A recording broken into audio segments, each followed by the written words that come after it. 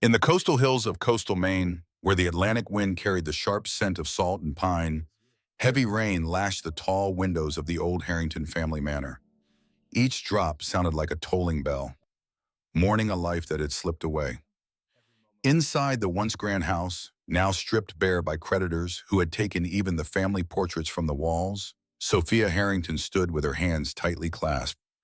At 24, she had dreamed of freedom, love, and choices of her own. Instead, she faced crushing debt, grief, and the weight of expectations she could no longer escape. Across the long, scarred oak table stood Alexander Thorne, a man whose name echoed through boardrooms from Boston to Silicon Valley. Tall, with jet black hair and eyes the color of a gathering storm, he carried an aura that was equal parts magnetic and intimidating. He kept his leather gloves on, as though the very air might burn him. "I need a wife," he said, his voice crisp and measured, like the clauses of a merger agreement. Sophia swallowed hard, her heart racing. He continued without pause. "You need protection from ruin and scandal. In exchange for bearing my name, overseeing the household, and appearing at necessary events, you'll have complete financial security. I require only your discretion." His words were stark, businesslike. Sophia steadied herself and asked the question burning inside her. "And the rest? Marriage? Intimacy?" Alexander's jaw clenched, a muscle flickering beneath his pale skin. "I will never touch you. You'll have your own suite, your own life. Children, if required in the future, can be arranged through other means. Or not at all." The cold edge in his tone stemmed from deep sorrow, not cruelty. Sophia had heard the rumors. His first wife, Elena, had passed away 4 years earlier in a tragic sailing accident off the Maine coast. Since then, Alexander had sealed himself inside a fortress of grief. She met his gaze. "I accept," she said softly, the words sealing a fate neither fully understood. Weeks later, Sophia walked down the aisle of the historic First Congregational Church in Bar Harbor, wearing an elegant ivory gown from Alexander's private collection, one that had almost certainly belonged to Elena. The silk felt like a ghost against her skin, a reminder that her new life was stitched together from remnants of the old. Alexander stood beside her, rigid as carved granite, his expression unreadable. When the minister asked him to take her hand, he did so with gloved fingers. The leather formed an invisible barrier, like the demilitarized zone between old enemies. The church was filled with New England elite, yet the whispers cut through the organ music. "Poor thing," one matron murmured, behind a silk fan. "A marriage of convenience." Another added, "They say he still keeps Elena's rooms locked, like a shrine." Sophia heard it all, but refused to flinch. She had learned that people construct walls around their pain. The taller the wall, the deeper the hurt beneath. When the minister declared them husband and wife, Alexander gave only a slight nod, no kiss, no embrace. Yet in that fleeting second, Sophia caught a spark in his storm-gray eyes. He wasn't cold. He felt everything and feared it would destroy him. Somehow she understood. They arrived at Thornwood Manor in separate cars. Mrs. Callahan, the steadfast housekeeper who had served the family for decades, led Sophia to the sunlit east wing. "Your rooms catch the morning light over the bay," she said neutrally. Looking out at the unfamiliar rose garden and rocky shoreline, Sophia realized she had married a man haunted by memories and inherited a gilded cage where she might become another quiet ghost. Days melted into weeks. Sophia explored the echoing corridors, finding the vast library with its cracked leather volumes, the music room with a silent grand piano, and the wild, overgrown heritage rose garden that had once been Elena's pride. Alexander moved like smoke, present yet unreachable. She watched his routines, early morning walks along the cliffs with hands clasped behind him, late nights at his desk buried in financial reports. They exchanged only polite words, a good morning, a quiet thank you when she arranged a small annuity for her widowed mother. Silence filled most spaces. Then one crisp October afternoon, Sophia entered the neglected heritage rose garden and began clearing dead canes, pruning, coaxing life back into the beds. From an upstairs window, Alexander watched unseen. Seeing her patient hands revive Elena's sanctuary stirred something long buried inside him, feelings he had sworn never to permit again. In the library, Sophia found solace among poetry collections as autumn light spilled across the pages. One evening, Alexander appeared in the doorway, tall and imposing. "The library belongs to you as much as me," he said formally, yet not unkindly. Their exchanges remained restrained, but small gestures accumulated. Sophia brewing his preferred Earl Grey, just right, placing fresh sea lavender on his desk. Each act chipped at his armor. Winter settled over Thornwood like a watchful sentinel, blanketing the roses Sophia had revived and lengthening shadows in the halls. Unspoken routines emerged.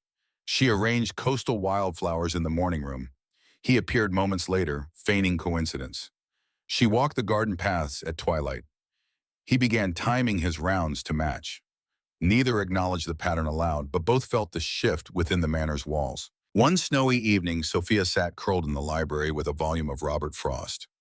She sensed Alexander before she saw him, the subtle shift of weight, the held breath. "I didn't mean to interrupt," he murmured. "You're not," she replied gently, closing the book. His gaze fell on the cover. Frost. Every kid who grew up in Maine knows his road's not taken. A rare softness that touched his voice, then vanished. She invited him to stay.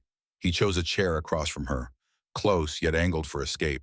They sat in companionable quiet, the room feeling larger than before. Evenings began to follow this rhythm. He brought books or ledgers. She prepared his favorite tea.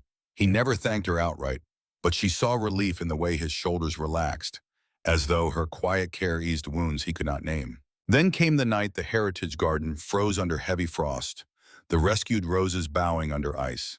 It hurt more than Sophia expected. She went out anyway with clippers, determined to protect what she could. Alexander appeared silently. "You're out here too late," he said. "So are you." He stared at the frosted blooms. The roses were Elena's favorite. She called this garden the only place that stayed alive when everything else died.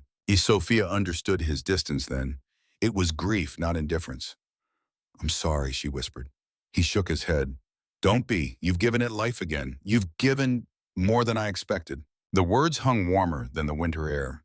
He looked away quickly, then softly said, "Come inside, you'll freeze." She followed, feeling the first fragile thread of connection. The next morning, Sophia walked the tenant lanes beyond the gates. She saw sagging roofs, thin children, fallow fields waiting for spring, seed money no one could afford. Returning heavy-hearted, she confronted Alexander in the hallway. "We need to talk about the tenant families. Their suffering, repairs, medicine, seed loans." He began to object. "I handle estate business." But she stepped closer.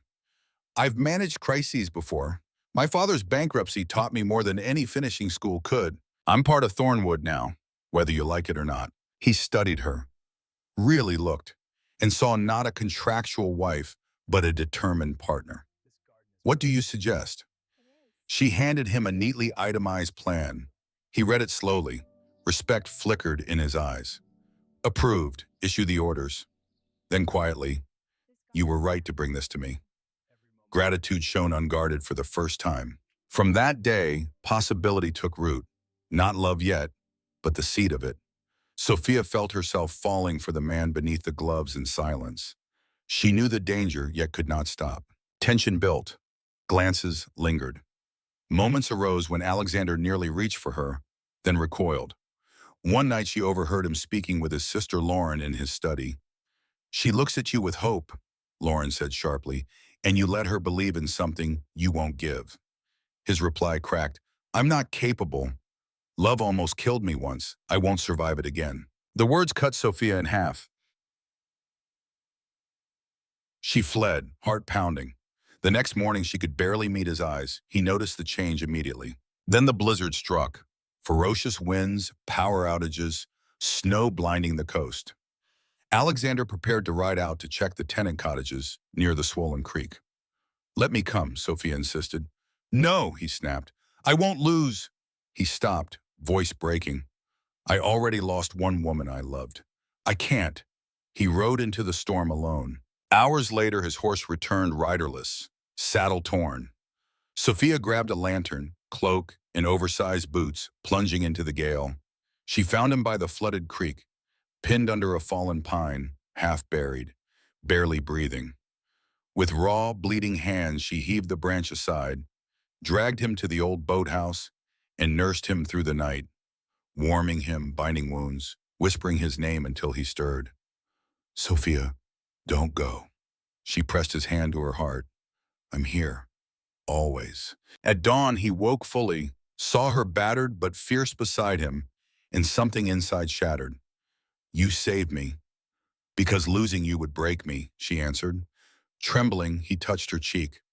I fought so hard not to love you, but I do. It terrifies me. Tears warmed her cold skin. Then stop fighting. Choose us. He pulled her close. I choose you today and every tomorrow. They returned to Thornwood changed. Staff wept with relief. Lauren hugged Sophia. You brought my brother back. Laughter returned. Warmth filled cold rooms. Spring revived the heritage garden. Roses bloomed brilliantly. Alexander stood glove-free beside Sophia. No walls left. When she told him she was pregnant, fear flickered. Then hope won. Their daughter arrived screaming into the world. Holding her, Alexander wept. Her name is Hope, he said, tears on the blanket. Because that's what you brought me. Years passed. Three girls, Hope, Grace, and Lily, ran laughing among the roses. On a sunlit bench, Sophia leaned into Alexander. He kissed her hair. Remember when I swore I'd never touch you? She smiled. You were terrified. I was a fool, he laughed, drawing her closer. But I'm your fool forever. In that golden afternoon with children's laughter and blooming roses, they understood. Love had not arrived gently. It had torn down walls, weathered storms, and rewritten everything. The true lesson here is that healing often begins with patience, small acts of kindness, and the courage to step into someone's pain rather than run from it. Grief can build prisons, but love, real persistent love, has the power to unlock them. Sometimes the greatest strength isn't in never feeling fear, but in choosing to love despite it.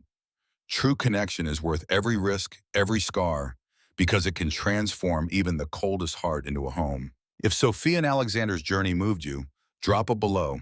I read everyone and it means the world. Let me know which country you're watching from. I'd love to shout out your home and your town in the next video. If this story touched your soul, hit that share button so someone else can feel the same hope and warmth you just did. Subscribe and turn on notifications for more heartfelt tales of love, healing, and second chances. Thank you for being here. I'll see you in the next one.